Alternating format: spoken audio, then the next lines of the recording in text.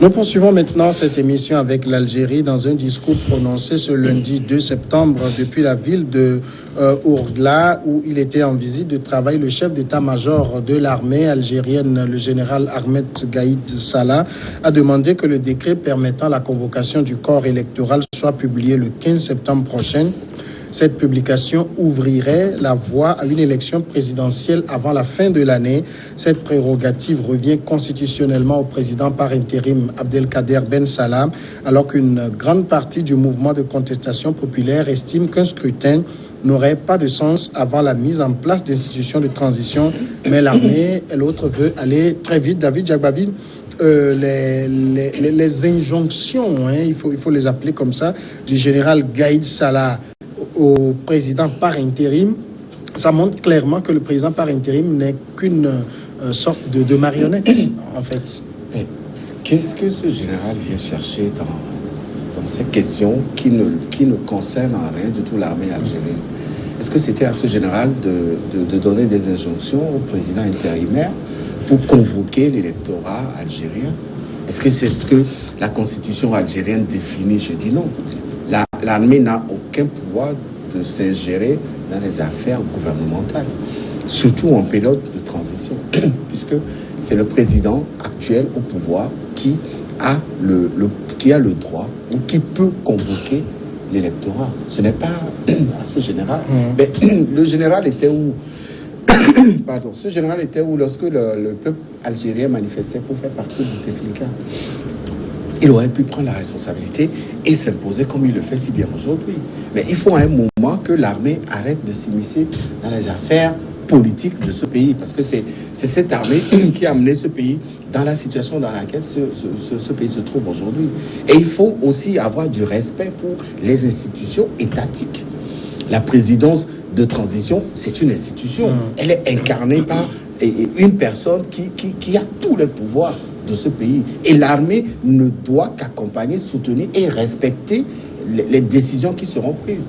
Et aujourd'hui, est-ce que c'est à l'armée d'organiser les élections en Algérie? Je dis non. Et cette sortie risquerait d'embraser encore plus. Vous avez vu la mobilisation et vous verrez ce qui va se passer samedi prochain avec les sorties des manifestants. L'Algérie traverse une situation assez instable aujourd'hui. Bouteflika, il est parti. Ils ont voulu mélanger les choses pour organiser des élections pas trop nettes. Le peuple s'est mis en barrage. Ils ont fait marche arrière. Mais aujourd'hui, c'est la même armée qui veut maintenant imposer cette décision au pouvoir en place. Je dis non. Il faut que l'Algérie comprenne, il faut que cette armée ou ce général comprenne que l'Algérie n'appartient pas à l'armée togolaise, à l'armée algérienne. L'Algérie appartient à l'ensemble du peuple algérien. Dominique Alizio, ce que dit le général Gaïd Salah, c'est ni plus ni moins qu'une injonction. Ouais, quand j'écoutais mon confrère tantôt, vous savez, l'Algérie est un pays particulier. Ça dit que l'armée a été toujours au cœur du pouvoir algérien. Depuis, après les indépendances, je crois après le coup d'État contre Bembela, et Chedli Benjedid, qui avait pris les rênes du pouvoir, je crois qu'il a fait plus de 20 ans. Et après que le général Lamine Zeroual a géré aussi le pays pendant une dizaine d'années. Lui, c'est un militaire. Et on est allé chercher Bouteflika pour venir peindre le pouvoir d'un pouvoir civil. Mais en réalité, derrière, c'est toujours les militaires aujourd'hui. Et pour une fois, justement, on a voulu essayer la démocratie et aller vraiment capter le pouvoir au fond des urnes. On a commencé par les élections municipales et c'est les islamistes qui ont raflé la mise. Et c'est là que le pays a basculé et l'armée est revenue au pouvoir. Et l'armée est là. Et l'armée sera toujours là. Parce que vous savez, ce mouvement de rue, beaucoup d'observateurs voient derrière des mains noires des islamistes, pour le moment qui ne se montrent pas. Qui veulent faire croire que bon non, c'est le peuple. Mais au final, il faut faire attention. Si ces islamistes arrivaient par hasard à prendre ce pouvoir, c'est augmenter encore le nombre de terroristes à travers le monde entier. Et c'est ce que redoute la communauté internationale. Pourquoi les Occidentaux se taisent, ne disent rien? Parce que justement, derrière ces manifestations, ils redoutent des islamistes qui peuvent surgir dès qu'ils obtiennent. C'est ce qui s'est passé en Égypte. Mais il a fallu faire un retour-pédalage qui a coûté à des milliers de personnes qui sont mortes parce qu'il fallait, coûte et coûte, reprendre le pouvoir aux mains des islamistes. Donc aujourd'hui, c'est le même scénario que redoutent les gens et que c'est ça qui donne la force en général et qui donne seulement que moi, quand j'ai écouté sa sortie, je me suis dit, peut-être maintenant qu'il est sûr d'avoir ses candidats. C'est sûr que l'armée a déjà son candidat.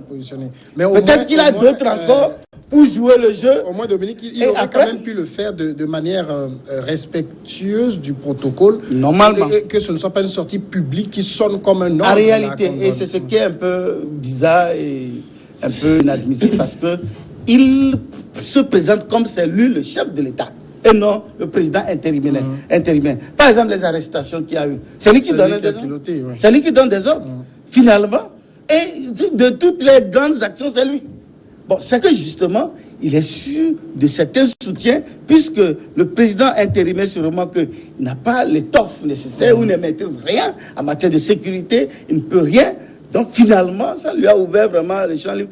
Il aurait pu le maquiller autrement, c'est-à-dire que laisser le président intérimaire apparaître sur les médias et dire ce qu'il fallait, mais puisque depuis, c'est lui toujours que nous voyons, pas le président. Justement, donc, parce que là où les propos du général Gaïd Salah sonnent peut-être comme une injonction pour le président intérimaire, c'est qu'il y a une commission qui est actuellement en place et dont les conclusions doivent également proposer une date pour le scrutin. Mais le général vient un peu comme court-circuiter cette commission qui fait ce travail-là. Oui, vous savez, dans un premier temps, il faut quand même... je dirais, pas pleurer, mais être attristé par ce grand banditisme, gangstérisme d'État qui est cultivé dans nos pays africains. Vous savez, dans une république, il y a quand même le rôle régalien dévolu à toute entité ou toute institution. L'armée a son rôle, la présidence de la République qui est institution a son rôle, la Cour constitutionnelle a son rôle, l'Assemblée a son rôle, ainsi de suite, et chacun doit pouvoir jouer sa partition pour qu'on se sente dans une république. Maintenant, si on me dit que, parce que ce supra-général, il a peut-être probablement son candidat, et il ne veut pas attendre pour que le président de la transition puisse dérouler son programme à lui confier avant de... Non, c'est assez ridicule. C'est en cela que je dis qu'il y a un problème fondamental dans nos États. On est en train d'aller vers un monstre qui un jour va nous dévorer tous. On fabrique une armée puissante qui terrorise son peuple et incapable de lutter contre le terrorisme, de lutter contre le simple braquage ou l'insécurité grandissante dans nos États. L'armée est devenue, est obsédée finalement par le pouvoir et s'écarte du chemin de son rôle régalien qui est de défendre l'intégrité du territoire. Et là, je pense qu'il faut poser le problème, y réfléchir et trouver une solution à ça. Je sais qu'ailleurs, vous voulez être dans l'armée, vous êtes de l'armée, vous n'avez aucun lien avec le pouvoir. Si vous voulez venir au pouvoir, c'est que vous démissionnez de l'armée et vous devenez civil. Et vous avez votre droit civil qu'il faut mettre en œuvre. Donc ici, par exemple, je pense qu'il faut arrêter ce monsieur-là. Il n'a qu'à descendre de son piédestal pour permettre à l'Algérie d'être relancée. Les gens n'ont pas mis fin à l'ère Bouteflika pour accoucher d'un autre Bouteflika en verre. En même temps, le président par intérim Abdelkader Ben Salah est un peu mou. C'est peut-être pourquoi le général s'exprime autant, prend autant d'aisance à faire ce qu'il fait. Oui, mais ce qu'il y a, c'est que c'est là où je condamne aussi l'hypocrisie de ces Occidentaux-là, qui sont les décideurs de qui peut mourir ou de qui peut vivre en Afrique, sur le continent. Parce que eux, ils ont peur, connaissant bien les Algériens, que si nous ne supportons pas, ça va créer des représailles dans nos pays. Et ils sont en train de fermer les yeux sur ce gangstérisme, ce banditisme de haut niveau-là qui se joue. Ce n'est pas normal. Et puis même, le président de la transition est en train d'aller avec une douceur, puisque normalement, il a dans son rôle en matière de transition, de mettre les bases solides de mise en place d'institutions fortes avant et définir des conditions d'élection crédibles avant d'aller à l'organisation d'élections. Donc, c'est ce que le peuple algérien veut. Maintenant, un général qui bombe les torses et qui... Non, je dis, il faut arrêter ça. Le président de la transition est en train de... Ça me fait sourire. Je ne sais pas, depuis que cette crise a commencé, vous avez vu le président apparaître combien de fois et pour poser quel âge? Il n'est pas venu pour faire la rien. publicité. Il ne fait absolument rien. Il n'est pas Puisque venu pour le la général publicité, c'est pas un lui fait mannequin. déjà ombrage. Et donc, c'est le général qui fait tout pratiquement. C'est vrai que c'est anormal. Mais je rappelle que ce qui donne cette force au général, c'est les velléités de laisser les islamistes bondir, prendre le pouvoir. C'est ça qui est le vrai enjeu. Si vous ne voyez pas ce paramètre, je vous dis que l'Algérie a vécu, quand il a dit tantôt, il a dit même à la tête de l'Arabie Saoudite ou du Qatar, par exemple, où il y a par exemple assez de... Mais quand tu disais que l'armée n'a rien fait, c'est cette armée qui a combattu les terroristes.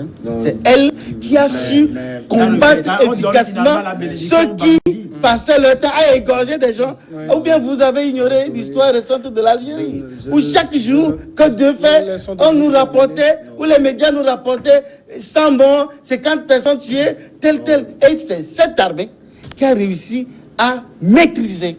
C'est pourquoi, justement, elle se donne ce rôle où elle a cette force qui lui permet d'être toujours au devant de la scène. D'accord. En même temps, David Djabali, je ne sais pas que l'Algérie ne peut pas rester en pilotage automatique. Il faut forcément qu'il y ait des élections pour qu'on ait un pouvoir régulièrement installé. Que les conditions soient créées et qu'on laisse l'actuel gouvernement faire ça, accomplir sa mission. Que le général parce que la transition devient finalement interminable. Oui, mais déjà, il y a eu une première élection manquée le 4 juillet. On va continuer jusqu'à quand? Qui va voter? C'est les Algériens qui vont voter. Si les Algériens estiment que les conditions ne sont pas réunies pour aller à un vote, ils n'iront pas voter, ils vont bloquer. Ceux qui marchent, à peine ils sont 1 million. Ils vont bloquer. Et donc aujourd'hui, il faut que l'Algérie, ils ont réussi à dégager Bouteflika. Laisse les mains libres à la Ils ont réussi à dégager Bouteflika. C'est l'armée qui a déposé. C'est l'armée qui a posé Bouteflika, c'est pas la rue. Dominique, on va écouter David Djabali. Ne fais pas. Il faut que l'armée algérienne laisse le pouvoir actuel s'occuper de l'organisation de ces élections. L'armée n'a pas pour rôle régalien de s'immiscer dans ces affaires. C'est pas normal. L'armée a pour rôle de protéger les frontières de ce pays. Et qu'on arrête de voir les islamistes derrière les manifestants. C'est quand même assez extraordinaire. Cette manifestation a commencé à un moment où l'annonce de la nouvelle candidature de Bouteflika a été rendue publique après la coalition faite autour de sa candidature par les autres partis satellitaires. C'est en cela qu'il y a eu les premières manifestations. Et là, les manifestants ont tenu, ils sont arrivés à faire partie de Bouteflika. C'est le peuple algérien qui manifeste. Qu'on arrête de voir les terroristes ou les islamistes derrière. Aujourd'hui, je ne pense pas qu'un islamiste peut arriver à se positionner et à remporter les élections en Algérie. Parce que l'Algérie revient de loin. Elle a traversé des périodes assez instables. Et donc, elle a besoin aujourd'hui de tous ces éléments pour véritablement se relancer. Et la première victoire des manifestants, c'était le départ de Bouteflika. Et très tôt, vous avez vu un peu comment l'armée a voulu accaparer le pouvoir, a voulu mélanger les choses. Mais c'est les mêmes Algériens qui ont dit à l'armée, les élections que vous comptez organiser, on ne sera pas là. Et l'armée a dû faire demi-tour. Alors aujourd'hui, pour que l'Algérie puisse avancer, il faut que l'armée comprenne qu'elle doit être du côté du pouvoir et non mettre les bâtons dans les roues. Le président intérimaire actuel, c'est lui qui représente l'autorité de l'Algérie. Le général, il est juste un général, au-delà de l'état-major. Voilà, mais au-delà de tout, il peut être démis de ses fonctions à tout moment et ça ne posera aucun problème. Donc il arrête de défier l'autorité qui est représentée. Si l'autre était puissant, il allait démettre. Mais c'est que, selon les analystes, c'est parce que le frère de l'ancien président Saïd Bouteflika avait évoqué de démettre le général Gaëtan. Ils ont finalement démis son propre frère. C'est le frère. Le frère n'est pas... Apparemment, c'est un général très puissant. Mais qui met sa puissance à la disposition de l'actuel pouvoir. Mais il y a peut-être quelque chose, Rodrigue, qui échappe au général, c'est la réaction de la rue du peuple algérien. Non, ce n'est pas que ça échappe au parce général. On peut fixer une date, mais si c'est boudé, bon, finalement, ce sera le même scénario Il y a eu une que première date qui a été juillet, en juillet dernier. Oui, je viens de dire que on est en train de créer un monstre qui va faire mal sur le continent. C'est-à-dire fabriquer une armée qui sort carrément, complètement de son rôle régalien et qui joue un autre rôle qui n'est pas le sien. C'est de cela qu'il s'agit. Sinon, normalement, oui, Bouteflika part, on met en place une transition, l'armée retourne dans les casernes. C'est clair. Ce n'est pas le contraire. Ce n'est pas le contraire. Et lorsque, par exemple, le peuple se dira nous ne sommes pas d'accord avec la transition parce que la transition patati patata et qu'il y aurait, par exemple, affrontement ou tendance à aller à l'affrontement, on peut revoir, par exemple, cette armée venir jouer son rôle régalien pour départager. Et c'est en cela qu'on peut respecter une armée. Une armée n'est pas caution d'un pouvoir. Ce n'est pas possible. C'est carrément le contraire qu'on voit et ça fait mal. Ce n'est pas possible. L'armée a son rôle. Ça n'a rien à voir avec le pouvoir politique. Donc aujourd'hui, si on me dit par exemple que ce général a son candidat, il ne perd rien à attendre que le président de la transition déroule son programme et aux élections. On va aller à la pause. On va la poser, on revient tout de suite.